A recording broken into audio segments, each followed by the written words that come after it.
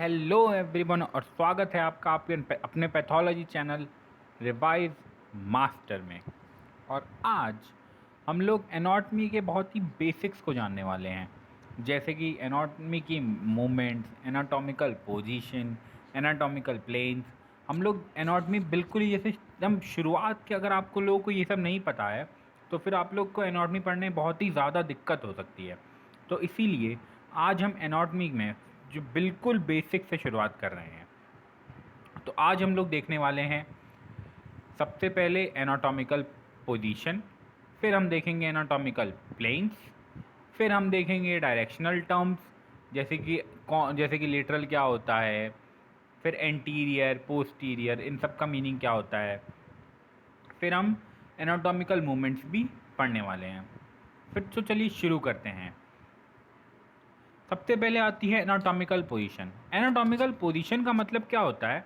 Reference position in anatomy, the person is standing upright with the arms hanging by side, palms facing forward and thumb pointing away from the body. Away from the body यानी कि body से दूर। The feet are slightly parallel and toes oriented to the front. इसको आइए diagram के ज़रिए समझने की कोशिश करते हैं। तो ये होती है एनाटॉमिकल पोजीशन। एक आप जैसे कि ऐसे स्ट्रेट खड़े हो जाइए, आपके जो पाम्स होंगी वो स्ट्रेट में पॉइंट आउट कर रही होंगी, और आप इस आदमी का थंब देख सकते हैं यहाँ पे। ये क्या करेगा? ये बॉडी की आउटवर्ड यानी कि आउटसाइड में फेस कर रहा है, इनवर्ड नहीं। फिर आपको अपना जो फेस है वो बिल्कुल स्ट्रेट रखना है, और इस पोजीशन को हम लोग कहते हैं एनाटॉमिकल पोजीशन। तो ये होती है एनाटॉमिकल पोजीशन। कोई भी आपसे बोले कि एनाटॉमिकल पोजीशन में खड़े होकर दिखाओ, तो आपको बिल्कुल स्ट्रेट खड़े हो जाना है, अपने पाम्स को बिल्कुल सामने फेस करवा देना है, आपका फेस भी बिल्कुल फ्रंट में देख रहा हो, और आपको स्ट्रेट ऐसे ही जैसे ये आदमी खड़ा है फोटो में वैसे ही आपको भी खड़े हो जाना है। अब आ जाइए दूसरी चीज़ देखते हैं, एनाटॉमिकल प्लेन्स। अब यहाँ पे एनाटॉमिकल प्लेन से क्या मतलब है कि अब हमने क्या कर रखा है, हमारी बॉडी को जैसे कि हमें दिखाना है ना, हमें हमारी बॉडी को हमें क्या करना है, अलग अलग पार्ट्स में दिखाना है कि हाँ ये कौन सा पार्ट हो सकता है, ये कौन सा पार्ट हो सकता है। तो इसके लिए हमने क्या किया, कुछ प्लेन्स बना दिए, जिससे कि ये हमारे इमेजिनरी प्लेन्स हैं, ऐसा कुछ होता नहीं है। पहले ही जान लीजिए इस बात को कि ये हमारी बहुत ही ज़्यादा इमेजिनरी प्लेन्स है। हम लोगों ने इनको इमेजिन कर रखा है ताकि हम क्या कर सकते हैं, अपनी बॉडी को डिफरेंट डिफरेंट पार्ट्स में और डिवाइड कर सकें, जिससे कि हम जब सर्जरी कर रहे हो तो हमें इससे काफ़ी ज़्यादा फ़ायदा हो जाता है। तो अब हम मेनली दो तीन तरीके के प्लेन्स होते हैं। सबसे पहला प्लेन होता है मिड सजाइटल प्लेन या फिर मीडियन, फिर होता है सजाइटल, फिर होता है फ्रंटल या कोरोनल। फ्रंटल को ही कोरोनल बोलते हैं। और आखिरी प्लेन होता है ट्रांसवर्स या फिर एक्सियल प्लेन। आइए इसको भी हम डायग्राम के थ्रू देखना कोशिश करेंगे। तो ये देखिए, सबसे पहले सजाइटल प्लेन। सजाइटल प्लेन कैसे? सजाइटल प्लेन का मतलब है आप अपने आप को बिल्कुल दो हिस्सों में काट दे रहे हैं, बिल्कुल ऐसे आपने अपने सामने खड़े हुए आप, और फिर आपने एकदम जैसे नाइफ लेके और बिल्कुल अपने आप को सामने से काटा, जिससे कि आप दो हिस्सों में डिवाइड हो गए, वो भी इक्वल में। आपका एक कान एक साइड, एक आँख एक साइड, आधी नाक एक साइड, एक हाथ एक साइड, एक पैर एक साइड, और वही दूसरी साइड भी एक आँख एक नाक, मतलब आधी नाक और एक कान, और बाकी आपका एक हाथ एक पैर आपका अलग अलग साइड। ये कौन करता है? ये सजाइटल प्लेन काटता है। ऐसे कौन काटता है? Sagittal plane. Sagittal plane cuts you equally into two halfs, और कोरोनल प्लेन ठीक इसका ही उल्टा होता है। सजाइटल प्लेन आपने बिल्कुल ऐसे काटा कि आप इक्वली कट गए, लेकिन कोरोनल प्लेन को आप ध्यान से देखेंगे तो आपको दिख रहा होगा कोरोनल प्लेन आपको कैसे काटता है, बिल्कुल इस डायरेक्शन में। इससे क्या होगा कि आपका जो बैक का पोर्शन होगा वो बैक में चला जाएगा, और फ्रंट का पोर्शन फ्रंट में। अब देखिए, इसको समझने की कोशिश करिए। जैसे कि आपने नाइफ़ को बिल्कुल अपने शोल्डर की साइड में खड़े होके और अपने सर पे रखा, तो नाइफ़ से आप एकदम साइड से काट रहे हैं। तो अब क्या होगा, जैसे कि आपका ये जो पूरा बैक का पोर्शन होगा, जैसे कि आपकी पूरी ये बोन मैरो हो गई, बैक का जितना भी हिस्सा हो गया, वो सब क्या होगा, वो आपके दूसरी साइड में, और आपका जो फ्रंट का हिस्सा होगा बिल्कुल अलग। यहाँ पे आप इक्वली नहीं काट रहे हैं अपने आप को, यहाँ पे आप बिल्कुल 20 से अपने आप को काट दे रहे हैं। ट्रांसवर्स प्लेन क्या होता है? ट्रांसवर्स प्लेन का मतलब है, ट्रांसवर्स को ही हम एक्सियल प्लेन भी कहते हैं। और ट्रांसवर्स प्लेन का मतलब है कि अपने जैसे आपने ऊपर का एक बॉडी अलग आपने बिल्कुल कमर पे अपने रखा और बिल्कुल कमर से ही आपने ऐसे कट कर दिया, तो ये क्या हो जाएगा? Transverse plane. ये देखिए, ये बिल्कुल ऐसे आपने कमर से ही अपने आप को काट दिया, ये प्लेन कहलाएगा ट्रांसवर्स प्लेन। अब एंटीरियर डायरेक्शन कौन सी होती है? हमारे बिल्कुल सामने की साइड में। खैर आइए, इसको सबसे पहले हम लोग एक एक चीज़ की डेफिनेशन देख लेते हैं प्लेन्स के लिए, इससे आप लोगों को और अच्छे समझ में आ जाएगा। मिड सजाइटल और median, vertical plane passing through the centre of the body, mid line that cuts it longitudinally into right and left half. आपने लॉन्गिट्यूड देखा है ना, हमारी अर्थ को कैसे वो दो हिस्सों में काट देता है, एक लेफ्ट और एक राइट, वैसे ही मिड सजाइटल प्लेन या फिर मीडियन क्या करता है? हमारी बॉडी को बिल्कुल दो हिस्सों में बिल्कुल बराबर से काटता है, यानी कि एक आंख एक कान एक साइड, एक आंख एक कान एक साइड। सजाइटल प्लेन क्या होता है? Arbitrary vertical plane passing through the body parallel to the mid line. अब थोड़ा सा आप लोग यहाँ पे कन्फ्यूज़न होगा कि मीडियन और सजाइटल प्लेन क्या एक ही है? तो नहीं। देखिए, मीडियन क्या होता है? जो हमारी बिल्कुल बॉडी के बीच से जब बिल्कुल, और सजाइटल क्या होता है? मीडियन के बस बिल्कुल थोड़ा सा बगल से जाएगा, और ये भी हमारी बॉडी को लॉन्गिट्यूडनली काट रहा होगा राइट और लेफ्ट पार्ट में, बस एकदम इक्वल नहीं कर रहा होगा। और ये बिल्कुल मतलब मीडियन के जस्ट बगल में ही होता है, कोई बहुत दूर नहीं होगा। तो एक तरीके से आप मान सकते हैं यहाँ इक्वली ही है, बट लेकिन थोड़ा सा डिफरेंस रह जाता है, और ये भी हमें लेफ़्ट और राइट पार्ट में काट देता है। लेकिन कोरोनल प्लेन क्या करता है? कोरोनल प्लेन हम कंधे की साइड खड़े होंगे और वहाँ से हम काटेंगे, तो वो हमारा बैक पोर्शन अलग कर देगा और फ्रंट पोर्शन अलग कर देगा। ट्रांसवर्स प्लेन तो बिल्कुल ही अलग सा होता है, हम हमारी कमर पे एकदम हाथ रखते हैं और कमर से जितना भी लोअर लिम्ब का हिस्सा होगा यानी कि नीचे का वो अलग, और जो ऊपर की बॉडी होगी वो अलग। फ्रंटल की डेफिनेशन क्या होती है? तो vertical plane at right angle to the sagittal plane that divides the body into anterior and posterior portions। Transverse की डेफिनेशन क्या होती है? Horizontal plane at right angles to a sagittal plane and frontal plane slicing the body into a superior and inferior. अब जो हमारी ऊपर की body होगी हम उसको क्या बोलेंगे? सुपीरियर पार्ट, और जो नीचे की बॉडी होगी उसको बोलेंगे inferior portion. The obtained cuts are transverse और axial views। अब हम लोग देखेंगे अगला डायरेक्शनल टर्म्स। डायरेक्शनल टर्म मतलब हम लोग एनाटॉमी में फ्रंट को क्या कहते हैं, बैक को क्या कहते हैं, साइड को क्या कहते हैं, जो हमारी बॉडी की तरफ आ रहा है उसे क्या कहते हैं। तो चलिए देखते हैं। सबसे पहला आता है एंटीरियर। ये देखिए, एंटीरियर का मतलब होता है इन द फ्रंट, एंटीरियर का मतलब होता है सामने, बिल्कुल आपके सामने। पोस्टीरियर का मतलब आपके पीछे की साइड। सिफेलिक का मतलब सर की साइड, ऊपर हेड की तरफ। कॉर्डल का मतलब टेल की तरफ। किसकी तरफ? टेल की तरफ। लेटरल मतलब अपनी बॉडी से आप अपने हाथ को जब ऐसे दूर लेके जाएंगे ना, जैसे कि आप वो वाली एक्सरसाइज नहीं करते हैं, साइड जंप्स करते हैं, तो साइड जंप करते हुए आप कैसे अपनी बॉडी से अपने हाथों को दूर लेके जाते हैं, तो उसी को कहते हैं लेटरल। और मीडियल मतलब होता है अपने हाथ को आप फोल्ड करिए और अपनी जो पाम होगी ना, आपकी जो फिंगर्स होंगी उनको कहाँ लेके आइए? अपने पेट की तरफ, अपने बिल्कुल पेट की तरफ, उसे इससे कहेंगे मीडियल। आपका ये जो हिस्सा है ना, ये जो बिल्कुल बीच से लाइन जा रही है, ये हो कहलाएगा एक तरीके से। जब आप यहाँ पे अपने हाथ को फोल्ड करके ऐसे यहाँ पे ले आएंगे तो ये जो हिस्सा होगा ना, इसे कहेंगे मीडियल। इस एरो के पॉइंट को देख रहे हैं, इस हिस्से को एक तरीके से कहेंगे, जैसे आपने अपना हाथ फोल्ड किया और फिर यहाँ पे ले आए, तो उससे आपको यहाँ पे क्या एरिया हो जाएगा? मीडियल। फिर प्रॉक्सिमल क्या होता है? अब प्रॉक्सिमल और डिस्टल को ध्यान से समझने की कोशिश करिए। तो आइए इसके लिए हम अपनी फिंगर्स का एग्जांपल लेते हैं।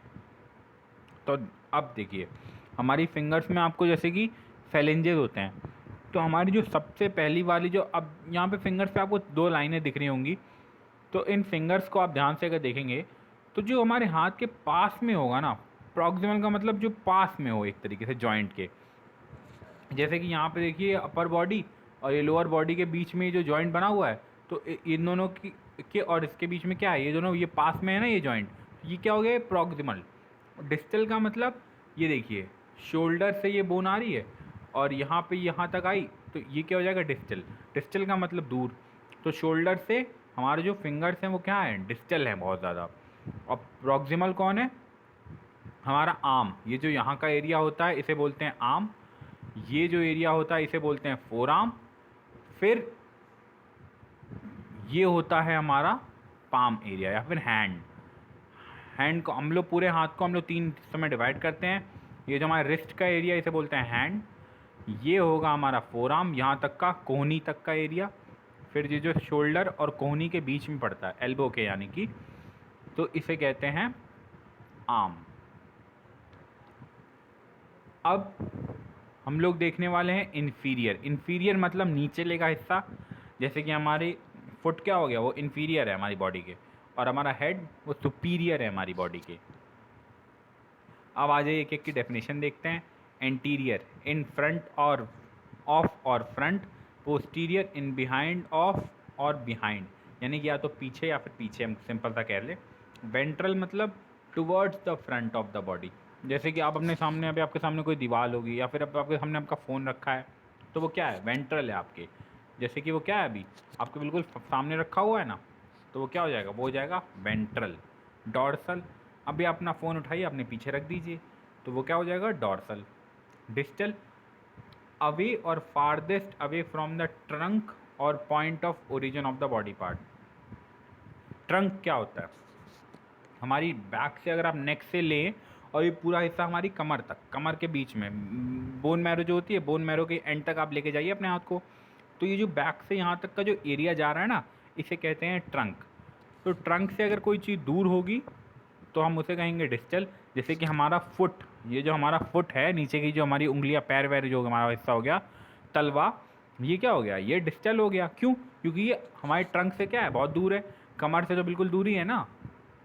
और वहीं पे प्रॉक्सिमल, प्रॉक्सिमल में आ जाइए, हमारी ये थाई है, थाई और ये ट्रंक का जो एंड का एरिया है बैकबोन का, ये दोनों तो पास ही में है ना, तो ये क्या हो गया, प्रॉक्सिमल। क्लोजर और टुवर्ड्स द ट्रंक और point of origin of the body part. अब median, mid line of the body. Medial, towards the median. अब मीडियन और मीडियल में फ़र्क जान लीजिए अच्छे से। मीडियन का मतलब होता है सिर्फ कि वो लाइन जो कि हमारी बॉडी के बीचों बीच से गुजर रही हो। मीडियन क्या है, एक लाइन है जो कि हमारी बॉडी के बीचों बीच से गुजर रही है। लेकिन वहीं पे मीडियल क्या है, हम किसी चीज़ को अगर अपनी बॉडी की मिडिल लाइन की तरफ लेके जाते हैं तो हम बोलते हैं कि हम कौन सा मूवमेंट कर रहे हैं, हम मीडियल मूवमेंट कर रहे हैं। मीडियन है हम वो लाइन जो हम बिल्कुल हमारी बॉडी के बीचों बीच से गुजरे, लेकिन मीडियल क्या है, वो हम जब भी कोई मूवमेंट करें हमारी मीडियन की तरफ। जैसे कि हम अपने हाथ को अपनी मिड लाइन की तरफ लेके आएंगे तो हम क्या बोल रहे हैं कि हम कौन सा मूवमेंट कर रहे हैं, मीडियल मूवमेंट। लेटरल, लेटरल का मतलब किसी भी चीज़ को अपनी बॉडी की मिड लाइन से दूर लेके जाना। हम अपने हैंड को क्या करते हैं, वो जैसे कि हम लोग क्या कर रहे हैं, हम लोग कभी भी साइड जंप करते हैं तो अपने हैंड को क्या करते हैं, अपनी बॉडी की मिड लाइन से क्या करते हैं, बहुत दूर लेके जाते हैं, तो हम उसे क्या कहेंगे, लेटरल। सुपीरियर, सुपीरियर मतलब towards the top of the head, अपने सर की तरफ, सर के ऊपर की तरफ। Inferior towards the feet.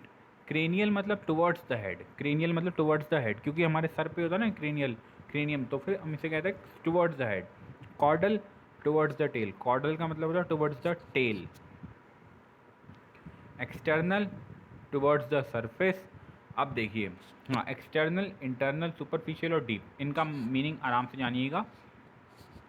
आपकी सबसे अपने आप स्किन के ऊपर आप देखेंगे, सबसे ऊपर की जो लेयर होगी आपकी स्किन की, स्किन है सबसे ऊपर आपके, तो ये क्या होगी, सुपरफिशियल, जो हम ऊपर से देख पा रहे हैं और छू पा रहे हैं।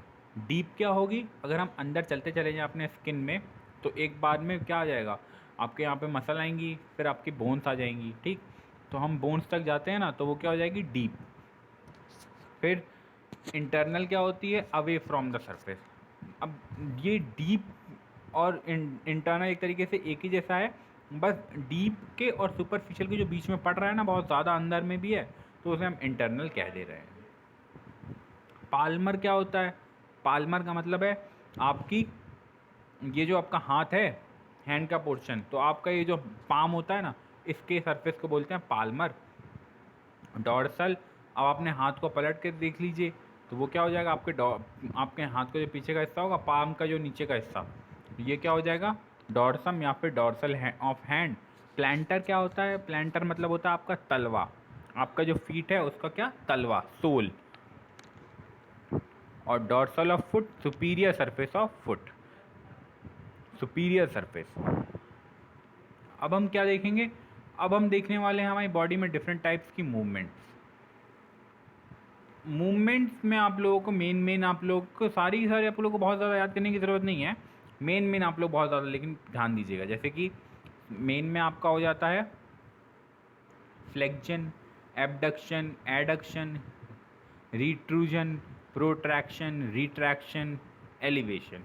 आइए इन सबको डायग्राम के थ्रू देखते हैं। तो फ्लेक्शन का मतलब होता है वो मूवमेंट जहाँ पे आपका एंगल रिड्यूस हो रहा हो, एंगल क्या हो रहा हो, घट रहा हो। अब जरा एक काम करिए, अपने हाथ को बिल्कुल स्ट्रेट कर लीजिए और फिर उसे फोल्ड करिए, अपने कोहनी को फोल्ड करिए। तो आप यहाँ पे कोहनी मोड़ रहे होंगे तो आप देख रहे होंगे आपकी कोहनी दोनों एकदम एकदम आपका हाथ कोहनी मतलब एक दूसरे चिपक रहे हैं ना यहाँ पे, तो यहाँ पे क्या हो रहा है, एंगल कम हो रहा है, तो ये मूवमेंट होती है फ्लेक्शन। अब अपने घुटने को अपने पीछे मोड़ने की कोशिश करिए, तो घुटने को आप पीछे मोड़ रहे हैं तो वो क्या होगी, फ्लेक्शन। और वहीं आप घुटने को अब क्या करिए, अपने पैर को स्ट्रेट कर दीजिए, बिल्कुल स्ट्रेट, तो वो क्या हो जाएगा, एक्सटेंशन। फ्लेक्शन का मतलब होता है एंगल का कम होना, एक्सटेंशन का मतलब होता है एंगल का बढ़ जाना। आपने अपनी एल्बो को अभी फोल्ड किया था, अब अपनी एल्बो खोल दीजिए, तो अब आप क्या कर रहे हैं, अब आप एक्सटेंशन कर रहे हैं। आप इस चीज़ को और भी अच्छे देखते हैं, शोल्डर में अगर आपको एक्सटेंशन और फ्लेक्शन देखना है, तो फ्लेक्शन को अगर शोल्डर में देखना है तो शोल्डर क्या करिए, अपना पूरा हाथ लीजिए और ऐसे आगे कर दीजिए, तो यहाँ पे क्या होगा, आपका एंगल रिड्यूस हो जाएगा। एक्सटेंशन में अपने हाथ को बिल्कुल पीछे कर दीजिए, तो वहाँ पे आपको शोल्डर का फ्लेक्शन और एक्सटेंशन दिख जाएगा। आप लोगों को एग्ज़ाम में ऐसे ही बोला जाएगा प्रैक्टिकल के टाइम पे कि अपने शोल्डर का फ्लेक्शन और एक्सटेंशन दिखाओ, अपने एल्बो का दिखाओ, तो आपको अलग अलग तरीके से करके दिखाना पड़ेगा। फिर आपका यहाँ पे नेक का देखिए, फ्लेक्शन और एक्सटेंशन। नेक में फ्लेक्शन का मतलब अपनी अपनी गर्दन को नीचे झुका लीजिए, अपनी गर्दन को नीचे झुका लीजिए। और एक्सटेंशन मतलब आपने गर्दन को क्या किया, पहले स्ट्रेट, पीछे कर दीजिए, पीछे करेंगे अपनी गर्दन को तो वो क्या हो जाएगा, एक्सटेंशन। और कभी का हाइपर एक्सटेंशन ही बोल देते हैं, जब आप गर्दन को बहुत ज़्यादा ही पीछे कर देते हैं। फिर एबडक्शन और एडक्शन का मतलब जान लीजिए। एड एक्शन का मतलब है कुछ ऐड करना, क्या करना, ऐड करना। आप यहाँ पे क्या कर रहे हैं, अपने हैंड को लीजिए और अपनी कमर के या फिर अपनी मिड लाइन के पास लेके आने की कोशिश करिए। तो क्या कर रहे हैं यहाँ पे बॉडी को अपनी ऐड ही तो कर रहे हैं, अपने हाथ को लीजिए और अपने पैर से यहाँ पे टच कर दीजिए, तो यहाँ पे आप क्या कर रहे हैं, ऐड कर रहे हैं। और एबडक्शन का मतलब किसी भी बॉडी पार्ट को अपनी बॉडी से दूर लेके जाना। अपने हैंड को अभी आप साइड में दूर लेके जाना शुरू कर दीजिए, तो आप क्या करेंगे, एबडक्शन। सरकमडक्शन क्या होता है, अपनी रिस्ट को लीजिए और रिस्ट वाली वो जो एक्सरसाइज नहीं होती, अपनी रिस्ट रोटेशन, जो रोटेट करके देखिए तो वो क्या है, सरकमडक्शन है। अपने हैंड को ही लेके ऐसे ऐसे घुमाना शुरू कर दीजिए, तो वो क्या हो जाएगा, सरकमडक्शन हो जाएगा। अब अगर हम देखें तो अगर हमें कमर का एक्सटेंशन और फ्लेक्शन देखना हो तो जब आप आगे झुकते हैं तो आप क्या करते हैं, फ्लेक्शन। जब आप पीछे झुकते हैं तब आप क्या करते हैं, एक्सटेंशन। फिर आपको अगर रोटेशन देखनी है तो अपनी गर्दन को राइट लेफ़्ट रोटेट करके देख लीजिए, तो आप क्या कर रहे हैं, रोटेशन। फिर आपको मेन और जो मूवमेंट्स देखनी हैं उनमें से कुछ हो जाती हैं इन्वर्जन और ईवर्जन। अपने दोनों जो तलवे हैं ना, उन दोनों को एक साथ चिपका के बैठिए, चिपकाइए। जी हाँ, तो अगर आपने अपने तलवे चिपकाए तो आपने क्या किया है, इन्वर्जन किया है। मतलब आप चिपकाने नहीं है, मैं सिर्फ आपको बता रहा हूँ कि चिपकाइए, ताकि इससे आपको आसानी हो समझने में। जब आपके तलवे अंदर की साइड फोल्ड होते हैं ना, मतलब अंदर के साइड आपका पैर अपने आपने क्या किया, अंदर की साइड फोल्ड किया, तो आपने क्या किया, इन्वर्जन। जब आपने पैर को अब क्या कर दीजिए, दोनों तलवों को अपोजिट डायरेक्शन में ले जाइए, मतलब इसको भी उल्टा कर दिया अपने पैर को, इसको भी उल्टा करके देखिए, आराम से करिएगा वरना टूट भी सकता है। तो इससे क्या होगा, अब आपके तलवे एक दूसरे के ऑपोजिट हो गए। तो जब आपने अपने तलवों को बाहर की साइड किया, अपने सोल को तो उससे उसको क्या कहेंगे, ई वर्जन। अब ऑपोजिशन और रीपोजिशन क्या होता है, तो अपने अंगूठे और अपनी मिडिल फिंगर को जब आप एक दूसरे के साथ चिपकाते हैं तो उसे कहते हैं ऑपोजिशन, और रीपोजिशन मतलब उन दोनों को दूर कर दीजिए। अब आप इस डायग्राम में आराम से देख सकते हैं प्रोनेशन और सुपीनेशन जान लीजिए। प्रोनेशन का मतलब होता है अपने हाथ को पलट देना, और अपने पीछे से देख रहे हैं अभी हम आपको अभी आपके नेल्स दिख रहे होंगे, आपके पीछे से आपको अपना हाथ का पीछे का हिस्सा दिख रहा होगा। अब सुपीनेशन का मतलब है पलट के, और पाम को देखिए, अब आपको अपनी पाम दिख रही है तो वो क्या हो जाएगा, सुपीनेशन। ये देखिए, ये आपकी एल्बो का एक्सटेंशन और फ्लेक्जन है। जब आप एल्बो को ऐसे अंदर की साइड में फोल्ड कर लेंगे यहाँ पे, तो इसको क्या बोलेंगे, फ्लेक्जन। जब आप एल्बो को खोल देंगे वापस से, यानी कि जब आप बॉडी दिखाते हैं ना, तब आप क्या कर रहे होते हैं, फ्लेक्जन कर रहे होते हैं। लेकिन जब आप बॉडी दिखाना बंद कर देते हैं तब आप क्या कर रहे होते हैं, एक्सटेंशन कर रहे होते हैं। अब प्रोट्रैक्शन या फिर प्रोट्रूजन और रिटर्जन देख लीजिए, रिट्रूजन देख लीजिए। अपने मुंह की जो, जैसे कि मुंह की जॉ है ना, जॉ, तो आप ऐसे मुंह के बाहर, ऐसे बाहर की साइड निकालेंगे हम, बाहर की साइड, तब क्या कर रहे हैं आप, प्रोट्रूजन। ऐसे जैसे इस लड़की ने, देखिए यहाँ पे इस पिक्चर में आपको दिख रहा होगा कैसे इसने अभी अपने इसको बाहर निकाल लिया था। फिर इसको जब वापस से हम अपनी पोजीशन में ले आएंगे तो वो क्या हो जाएगा, रिट्रूजन। अब प्रोट्रैक्शन और रिट्रैक्शन भी देख लीजिए। तो जब हम लोग अपनी टंग को, अपनी जीभ को आप ऐसे बाहर निकालेंगे ना एल करके, तो आप क्या कर रहे हैं, प्रोट्रैक्शन।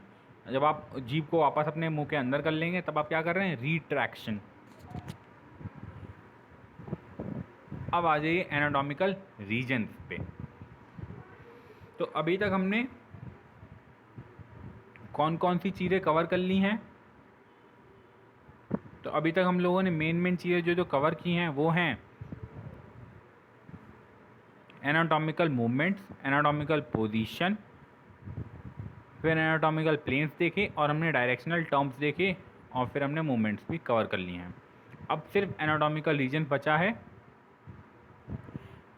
यहाँ पे आपको देखना है, अब एनाटॉमिकल रीजन का सबसे पहले मतलब जान लीजिए। Areas of the human body defined by the landmark provided by evident structures that are easily palpable or visible. Main regions: head, neck, thorax, abdomen, pelvis, upper extremity, lower extremity. अब जैसे कि आप इंसान की बॉडी में क्या करते हैं, हम ऊपर से हम टच करके जब हम कुछ एरियाज़ को पहचानने की कोशिश करते हैं ना, कि अच्छा हाँ ये वाला एरिया है, ये वाला एरिया है, अच्छा ये थोरैक्स है, अच्छा ये एब्डोमेन का एरिया कहलाता है, अच्छा ये पेल्विस है, तो हम इसे कहते हैं एनाटॉमिकल रीजन्स। अभी तक हम लोगों ने, अब एनाटॉमिकल रीजन्स को जानने के लिए आप लोगों को कुछ सबसे पहले ये जानना होगा कि हमारी बॉडी में टोटल कितने रीजन्स होते हैं। फिर उसके बाद हम धीरे धीरे एनाटॉमिकल रीजन्स को देखेंगे। तो चलिए देखा जाए। सबसे पहले आता है the human body is divided into regions. The main ones in the human body are head, neck, thorax, abdomen, pelvis, together with the upper and lower extremities, the upper limb। देखिए अब हेड, नेक, थोरैक्स, एब्डोमेन और pelvis मिला के क्या बनाते हैं, एक तरीके से अपर लिम्ब। अपर लिम्ब वैसे मेनली किस में डिवाइडेड होता है, ये अपर लिम्ब में divided into shoulder, arm, elbow, forearm, wrist, hand. Lower limb consist of hip, gluteal, thigh, knee, leg, ankle and foot. All of the anatomical regions are defined by precise landmark। इतने सारे तरीके के हमारी body में regions होते हैं, और हर reason का अपना अपना एक जैसे कि चिन्ह टाइप का, हिंट टाइप का या फिर लैंडमार्क होता है। Making them universally accepted terms that every health care professional instantly recognises and understands. जितने भी हेल्थ केयर वाले होंगे वो लोग ये टर्म्स बहुत अच्छे से याद होते हैं, उससे वो लोग पहचान जाते हैं। अच्छा वैसे इन सबकी ज़रूरत क्या पड़ती होगी एनाटॉमिकल रीजन की, सबसे पहले तो अब एनाटॉमिकल रीजन की ज़रूरत ये है कि जैसे हमें कोई सर्जरी करनी है, तो अब हम जैसे किसी को बुलेट लग गई, तो बुलेट लग गई तो हमें कैसे पता चलेगा कि वो कौन से हिस्से में बॉडी के, हम अब पूरी बॉडी तो हम चीर के देखेंगे नहीं कि अच्छा यहाँ पे थी, किसी ने बोल दिया छाती में लगी है, तो लगे हमने पूरी पूरी चेस्ट लेके हमने पूरी काट दी, अच्छा यहाँ पे भी नहीं मिली, यहाँ पे भी नहीं मिली, यहाँ पे भी नहीं मिली। ठीक है, तो ऐसा नहीं कर सकते ना, तो इसीलिए हम क्या करते हैं, हम बता देंगे कि थोरैक्स, जैसे कि T4 वर्टिब्रा, जैसे कि T4 वर्टिब्रा का मतलब है थोरैक्स जो होता है, थोरैक्स की जो वर्टिब्राज होती हैं हमारी, हमने उन लोगों को नंबर वाइज नेम दे रखा है, T1 T2 ऐसे। तो हमने बोल दिया कि इसके बगल में यहाँ पे लेटरल में यहाँ पाई जाएगी, लेटरल मतलब इसके बाहरी साइड में, आपके हार्ट के पास। तो अब इसको पता चल जाएगा कि अच्छा बुलेट मतलब इस जगह पे लगी होगी, तो इस जगह पे इसके पाने के चांसेस ज़्यादा हैं, तो हम वहीं पे ऑपरेशन करेंगे और फिर हमें वहाँ पे बुलेट आराम से मिल जाएगी। अब generally speaking, these landmarks are provided by evident structures that are easily palpable or visible. This is known as surface anatomy. Surface anatomy, जब हम अपनी बॉडी को ऊपर से पेल्पेट करके, यानी कि छू छू के पता लगा लें कि अच्छा यहाँ पे ये एरिया, ये एरिया, ये रीजन, तो हम इसे क्या कहते हैं, सरफेस एनाटॉमी। अब आ जाइए हम एक एक रीजन को यहाँ पे इस फोटो के ज़रिए हम देखते हैं। तो सबसे पहले अपर लिम्ब में, अपर लिम्ब किस किस चीज़ में डिवाइड होता था, शोल्डर में, आर्म में, रिस्ट में और एल्बो में। सबसे पहले हैंड रीजन देखिए, ये देखिए अपर लिम्ब, ये शोल्डर, आर्म, रिस्ट और एल्बो में डिवाइडेड है। फिर ये हम फ्रंट का डायग्राम अगर चेक करें तो आपको यहाँ पे रीजन मिल जाएगा, cervical region, nasal, oral, cephalic, cephalic में आ जाता है फ्रंटल और बाइटल, नेज़ल, ओरल, मेंटल। फिर एब्डोमिनल रीजन यहाँ पे, फिर पेल्विक रीजन, फिर प्यूबिक रीजन एक तरीके से। फिर लोअर लिम्ब में आ जाता है आपका फिमोरल, पैटेलर, क्यूलर। यहाँ पे आपको एक एक रीज़न को याद करने की बहुत, मतलब सारे के सारे मेन याद कर लीजिए तो बेटर रहेगा। मेन में जैसे कि आपको ग्लूटियल रीजन पता होना चाहिए, आपको पता होना चाहिए कि आपके लोअर लिम्ब में कौन कौन सी बोन होती हैं, फीमर, टिबिया, फिब्युला, मेटाकार्पस और कार्पल जो होती हैं वो आपको पढ़ लेना है। फिर आपको थोरैक्स रीजन देख लेना है, आपको एब्डोमेन रीजन देख लेना है।